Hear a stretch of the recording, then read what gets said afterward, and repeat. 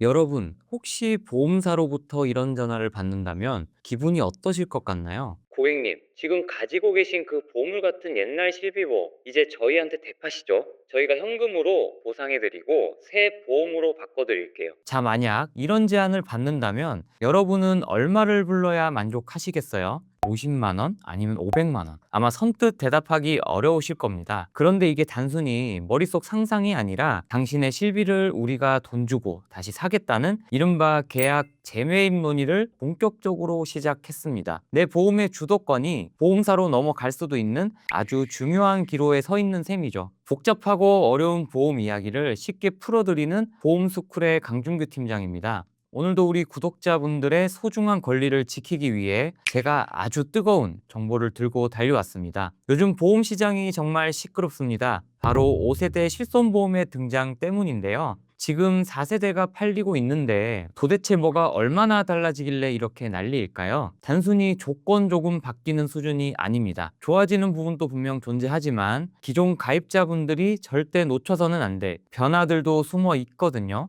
그래서 오늘은 기존 1, 2, 3세대 실비를 유지하며 매달 비싼 보험료를 내고 계신 분들, 그리고 병원비 혜택을 꼼꼼히 챙기셔야 하는 우리 4070 세대와 사회초년생분들을 위해 준비했습니다. 5세대 실비라는 거대한 변화의 파도 속에서 우리는 어떻게 중심을 잡아야 할까요? 저 강 팀장이 하나부터 열까지 아주 친절하고 명쾌하게 정리해 드리겠습니다. 오늘 영상만 끝까지 보셔도 앞으로 10년, 20년 보험료 고민은 싹 사라지실 겁니다. 자, 그럼 지금 시작해 볼까요?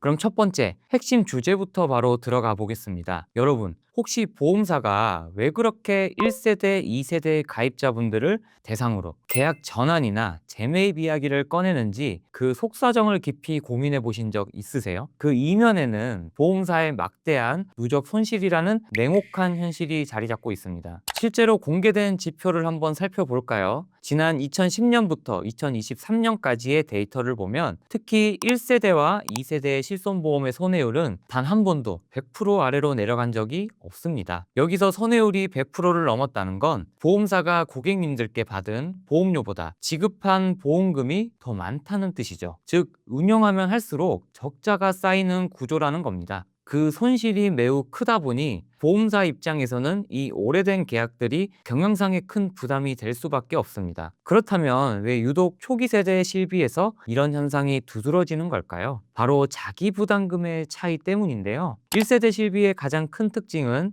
입원 시 본인의 부담해야 하는 금액이 사실상 0%인 경우가 많다는 점이죠. 24년 기준 통계를 보면 1세대 가입자가 수령하는 평균 비급여 보험금이 약 40만 원대인 반면 최근 4세대 가입자는 13만 원대에 머물고 있습니다. 수령 금액에서 3배 이상의 차이가 발생하는 셈이죠. 물론 아픈 분들이 정당하게 혜택을 받는 것은 당연한 권리입니다. 하지만 자기 부담금이 없다 보니 일부에서는 불필요한 가행 진료가 발생하기도 하고 이것이 결국 전체 가입자의 보험료 인상이라는 부메랑으로 돌아오고 있는 게 현실입니다. 보험사가 이번에 계약 재매입이라는 카드를 꺼내 든 것도 위로금 성격의 보상을 제공해서라도 이 손해율 높은 9세대를 신규 세대로 전환해 손실을 방지하려는 전략적인 선택이라고 볼 수 있습니다. 여기서 우리가 꼭 주목해야 할 통계가 하나 더 있습니다. 정부와 보험업계가 이번 개편의 명분으로 내세운 보험금 쏠림 현상인데요. 분석 결과 전체 가입자의 단 9%가 전체 보험금의 약 80%를 지급받고 있습니다. 반대로 가입자의 65%는 1년 동안 보험금을 단 한 번도 청구하지 않았죠. 병원에 거의 가지 않는 대다수의 선량한 가입자들이 소수의 과도한 의료 이용으로 인한 보험료 인상분을 함께 짊어지고 있는 구조입니다. 정부는 바로 이 지점을 개선하겠다며 이번 5세대 실비 개편에 칼을 뽑아 든 겁니다. 쓴 만큼 내고 안 쓰면 할인받는 구조를 더 강화하겠다는 건데 특히 여기서 우리가 가장 주의 깊게 살펴봐야 할 단어가 바로 재가입 주기입니다. 내가 아무리 지금 보험이 좋아서 지키고 싶어도 이 재가입 주기라는 제도적 장치 때문에 내 의사와 상관없이 보험이 변경될 수도 있거든요. 본 광고는 심의 기준을 준수하였으며 유효기간은 심의일로부터 1년입니다. 자, 그럼 지금 내 보험이 도대체 몇 세대인지 그리고 앞으로 어떻게 변할 운명인지 정확하게 파악을 해보겠습니다. 많은 분이 나는 그냥 옛날 보험이니까 괜찮겠지라고 생각하시는데요. 사실은 세대마다 성격이 완전히 다릅니다. 가장 먼저 1세대 실비입니다.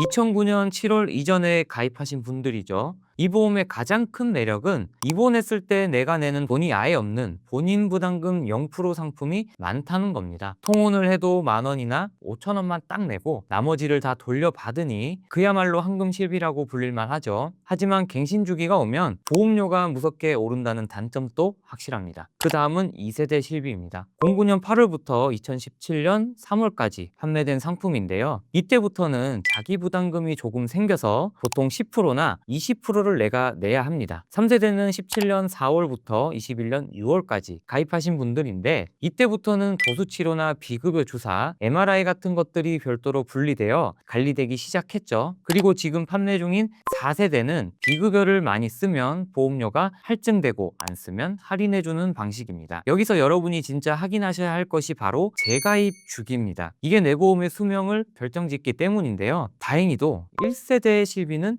재가입 주기라는 개념이 없습니다. 그래서 보험료 감당만 가능하다면 지금의 좋은 조건을 평생 가져갈 수 있어요. 하지만 문제는 3세대, 4세대, 그리고 2세대의 일부 가입자분들입니다. 3세대 실비는 재가입 주기가 15년이고요. 17년에 가입하셨다면 15년 뒤인 2032년부터는 당시 판매되는 최신 실비로 강제로 갈아타셔야 합니다. 4세대는 이 주기가 더 짧아서 딱 5년입니다. 2021년에 가입하셨다면 당장 내년인 26년부터는 현재 4세대 조건을 유지하고 싶어도 그 시점에 팔고 있는 5세대나 그 이후의 실비로 재가입을 해야 한다는 소리죠. 특히 2세대 가입자분들은 내 가입 날짜를 꼭 확인해 보세요. 09년 8월부터 13년 3월까지 가입하신 분들은 재가입 주기가 없어도 지금의 좋은 조건을 평생 가져가실 수 있습니다. 하지만 똑같은 2세대라도 13년 4월 이후에 가입하신 분들은 이야기가 달라집니다. 이때부터는 15년 재가입 주기가 도입되었거든요. 13년 4월 가입자라면 당장 28년부터는 당시 판매되는 최신 실비로 전환 안내를 받게 되실 겁니다. 그때 가서 당황하면 이미 늦습니다. 내 보험이 5세대로 바뀌면 자기 부담금이 10%에서 갑자기 50%로 상향될 수도 있고 평소 받던 보장이 안 될 상황이 발생할 수도 있습니다. 그렇다면 대체 5세대 실비는 어떤 형태로 준비되고 있길래 제가 이렇게 거듭 강조를 드리는 걸까요? 정부와 보험사가 논의 중인 5세대 실비의 핵심 운영 원칙은 의료 이용의 합리적 차등화라고 정리할 수 있습니다. 병원비를 중증 질환과 비중증 질환으로 명확히 구분해서 보장 체계를 다르게 운영하겠다는 뜻인데요. 먼저 급여 항목은 다행히 현재 판매되는 4세대와 큰 차이가 없습니다. 자기 부담률도 기존 수준을 유지하며 오히려 이전 세대에서 보장이 어려웠던 임신이나 출산 관련 항목이 새롭게 포함되는 등 보장 범위가 넓어지는 긍정적인 부분도 있습니다. 하지만 우리가 주목해야 할 변화는 바로 비급여 항목에 있습니다. 5세대부터는 이 비급여를 보장할 때 질병의 위중도에 따라 기준을 나뉘게 됩니다. 첫 번째로 중증 질환입니다. 암이나 뇌혈관, 심장질환처럼 국가에서 정한 산정특례 대상이 되는 위중한 질병들이 여기에 해당합니다. 이런 중증 질환에 대해서는 다행히 연간 내가 직접 부담하는 금액의 상한선을 500만 원으로 설정했습니다. 큰 병에 걸렸을 때 가게에 큰 타격이 가지 않도록 안전장치를 마련한 것인데 이건 가입자 입장에서 분명히 반가운 소식입니다. 문제는 우리가 일상적으로 더 자주 접하게 되는 비중증 항목들입니다. 이 부분에서 보장 한도와 방식에 상당한 변화가 예상되는데요. 우선 연간 보장 한도가 이전보다 하향 조정될 가능성이 큽니다. 예를 들어 연간 전체 한도가 1,000만 원 수준으로 관리되거나 통호는 1일당 20만 원, 입원은 해당 300만 원 정도로 구체적인 제한이 생겼습니다. 또한 자기 부담률이 기존 30에서 50%로 상향 조정되었습니다. 즉 비급여 치료를 받을 때 비용의 절반은 가입자가 직접 부담해야 한다는 의미죠.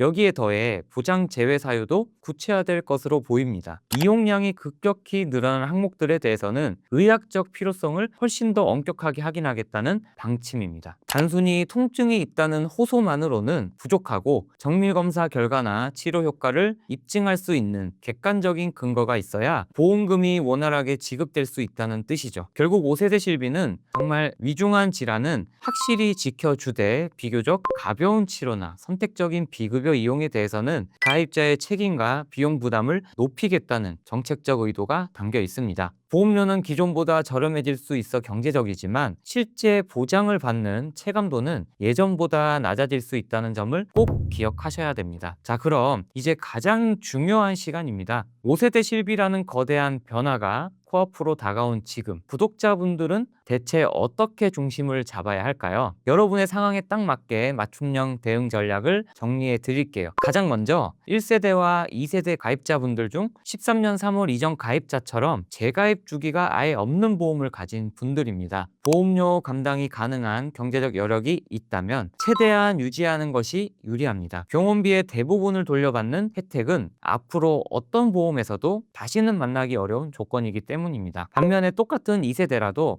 2013년 4월 이후 가입자나 3세대 가입자분들은 15년 주기가 있고 현재 판매 중인 4세대는 이 주기가 더 짧아져 딱 5년입니다. 여기서 드리는 중요한 팁은 만약 내가 2세대나 3세대를 가지고 있는데 최근 보험료가 너무 올라서 갈아타야겠다고 마음 먹으셨다면 5세대가 정식으로 출시되기 전인 지금 4세대로 미리 전환하는 것을 진지하게 검토해 보시길 추천드립니다. 왜냐하면 앞서 설명해 드린 대로 5세대는 비중증 항목에 대해 본인 부담금이 50%까지 올라갈 수 있기 때문이죠. 그나마 조건이 상대적으로 더 나은 4세대로 미리 자리를 잡아두는 것이 장기적으로 유리할 수 있습니다. 마지막으로 아직 실비보험이 없는 사회 초년생 분들은 가입 시기를 놓치지 마세요. 지금이라도 4세대 가입해 두시면 최소 5년 동안은 현재 보장을 안정적으로 받으실 수 있습니다.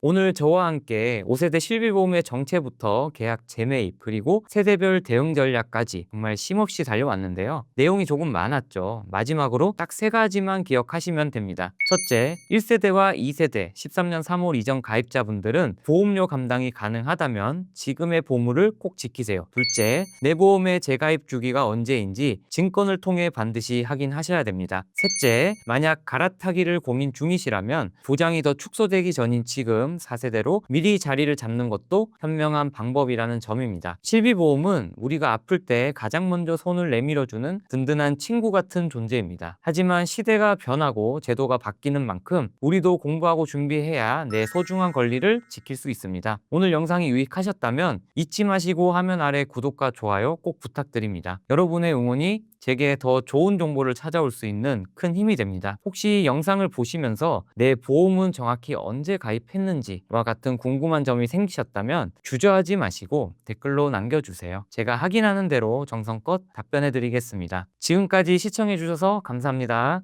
본 광고는 심의 기준을 준수하였으며 유효기간은 심의일로부터 1년입니다.